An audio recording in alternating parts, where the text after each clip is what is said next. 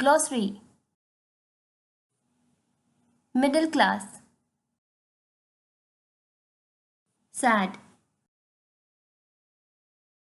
School. Invitation. Diamond necklace. Hello everyone. We always wish for things that we don't have. We are sad because we feel other people have better lives than us. They have more money, better clothes, and bigger house than us. Also, we see the photos of our friends traveling to different places on Instagram, Facebook, and to see that photos, we feel sad because we are not going. We spend money to buy things to look good and compare with others. Sometimes this comparing and wishing to have better things can become a problem for us. Let's see what happens in this story. In the story, there is a girl named Matilda. In her family, her father and uncle were doing clerical job. She belonged to a simple and middle class family. Later, she married Mr. Loisel, who worked as a junior clerk in the Ministry of Education. Matilda always imagined and wished to get married with a wealthy person. However, she married in a simple family. Matilda was very sad with her life. She thought that she had the bad luck to be born into a middle class family and she is not wealthy. She was unhappy. Looking at her wife sad every day, Mr. Loisel did not understand what happened with her wife. One day, when he was in his office, he was thinking that what is making his wife unhappy.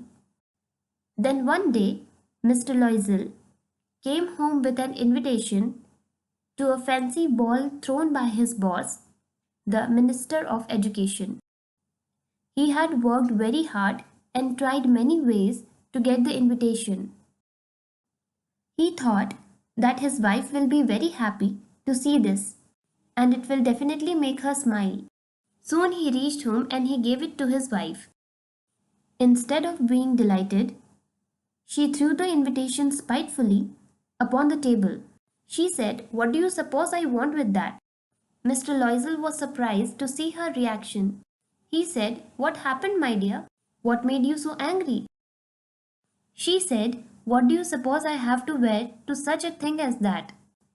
There people will come wearing nice dresses, and I don't have anything nice to wear and can't possibly go. How dare you be so insensitive?" Mr. Loisel did not know what to do. Then he offered his wife to buy a new dress. She agreed and responded in a calm voice, "Okay." Mr. Loisel asked, "How much would a suitable costume cost?" She said, "It seems to me that 400 francs ought to cover it." Mr. Loisel turned a little pale as 400 francs was too much for him. However, he agreed and said, "Very well, I'll give you 400 francs, but try to buy a dress in this much amount." She said, "All right." This made her very happy. Then she went to a shop to buy a nice dress for her. And there she found a very pretty dress. She liked that so much. The price of the dress was 400 francs and she immediately bought the dress. After buying, she returned home. At night, when her husband came home, he asked her, "Did you buy the dress?" She showed her dress, but she was upset. Her husband said, "Your dress is good. Why are you upset?"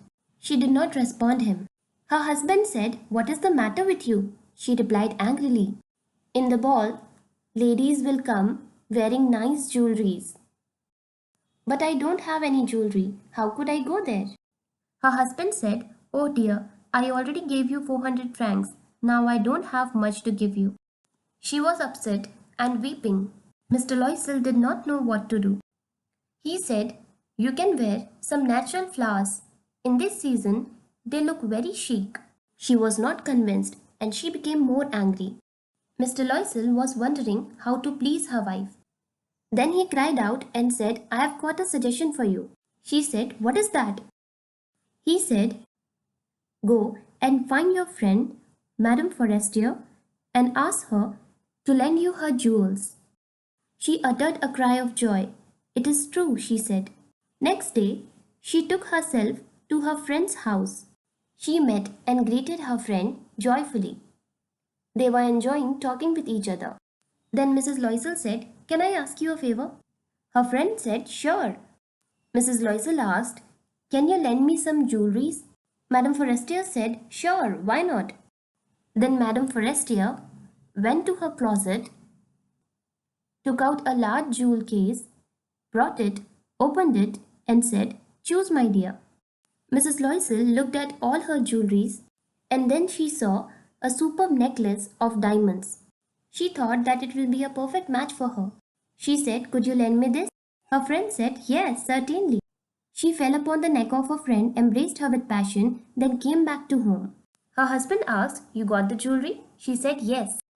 "That's great. So now you have everything ready for the ball, right?" She said, "Yes, everything is ready." "Perfect," he said. The day of the ball arrived. Mrs. Loisel was getting ready, and she looked gorgeous. Her husband was surprised to see her, as she looked beautiful. They both held each other's hand and left to go for the ball. They booked a carriage to go there, and soon they reached to their destination. The place was very attractive. They entered the hall holding each other's hand. Everybody's eye was at her. She was the prettiest of all, elegant and attractive. Mr. Loisel introduced his wife with all his colleagues. She happily met everyone, and the night was full of joy.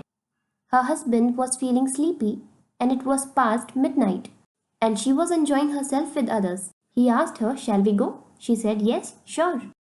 Then Mr. and Mrs. Loisel left the party. Due to cold, Mrs. Loisel was shivering. Her husband took out his coat and gave it to her because she didn't want other rich women to see her wearing that coat. She sent her husband to take back the coat, and then they walked outside. Once again, they booked a carriage, they seated on it, and left for home. After reaching home, they were relaxed. They were discussing about the last night ball party as they enjoyed a lot and it was fun. Mr. Loisel was happy too as he was successful to please her wife. He was sleepy, then he fell asleep. When Mrs. Loisel was changing her dress, she noticed that her necklace was not around her neck. She uttered a cry and Mr. Loisel suddenly woke up. He said, "It must be somewhere here. You check once again." They looked everywhere, but they could not find it. Mr. Loisel was extremely tired. Mr. Loisel immediately went to the way from where they came home. Mr. Loisel searched everywhere in the road, and he had found nothing. Mrs. Loisel was worried. Her husband said, "Don't worry. Tomorrow we'll go and check in that carriage which we hired to come home." Mrs. Loisel said, "All right." She was waiting patiently. Next morning, Mr. Loisel immediately went to inquire about that carriage. They found the carriage and checked every corner of it, but they found nothing. Mr. Loisel became worried. As he came home, Mrs. Loisel asked, "Did you find it?" Mr. Loisel replied sadly, "No." Then she was bewildered and did not know what to do. Then Mr. Loisel suggested his wife and said, "You go and inform to your friend that you have broken the clasp of the necklace and that you will have it repaired." which will take few days. That will give us time. Mrs. Loisel did as he said. She went to her friend's place and told her that she has broken the necklace and she will have it repaired in few days. Then she will return it to her. Her friend said, "It's okay, no problem." Then she went back to home. Then they began to find the necklace. They searched everywhere, went to the police, but did not found anything. They lost it. Both Mr. and Mrs. Loisel were stressed and worried.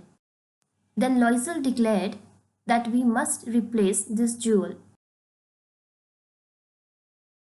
Then both decided to buy a new necklace. Mr. Loisel possessed some money which his father had left for him, and he borrowed the rest from his friends and relatives. Then he went to a jewelry shop to get the new necklace. He asked her wife, "Do you remember how Madame Forestier's necklace looked like?" She said, "Yes, I remember." Then they went to the jewelry shop. There were many necklaces, and there they found a necklace which seemed to them exactly like the one they had lost. That necklace was very expensive. They gave all the money they had and bought the necklace. Loisel said to his wife, "You go and give it to your friend." When she went her home, she said to her in a frigid tone, "You should have returned them to me sooner, for I might have needed them." She was very angry. Mrs. Loisel kept quiet, and then she came back to home. Then she decided to move to a small rental house, and that too of a very less cost, because they had borrowed money from many people and they had to pay their debts. Then they shifted to a rental house. In their previous house, their life standard was different. They had servants for every household work. But after moving to a small house, she worked by herself. She would do cleaning, wash the dishes, and everything. His husband worked in two different shifts as they wanted to save the money. And this life lasted for 10 years. At the end of 10 years, they had restored all. And then they were relieved. But they were no more physically strong. Mrs. Loisel seemed old now. After clearing all the debts, they both looked at each other's eye, felt relieved, and they hugged each other. One day Mrs. Loisel said to her husband that she wanted to go out for a walk to take some fresh air. Mr. Loisel said, "All right." While walking, she suddenly perceived a woman walking with a child. It was Madame Forestier. She approached her and said, "Hello, Jean." Her friend did not recognize her. Mrs. Loisel said, "Do you remember years ago I borrowed a necklace from you?" Her friend hugged her and said, "Oh dear, what happened to you? How have you changed?" Mrs. Loisel was getting upset. She said, "Yes, I have, all because of you." Madame Forestier said, "Because of me? How is that?"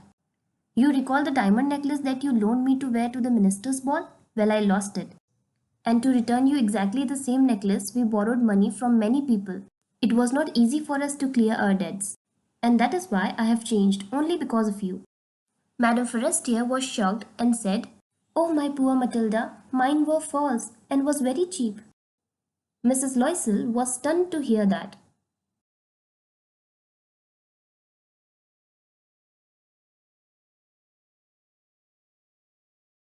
Now, I'll give some questions for you students to discuss in class. If you have any doubts, then you can ask your teacher. Questions. In this lesson, what was the name of the girl? Question 2. Why was Matilda sad? Question 3. What was the work of Matilda's husband?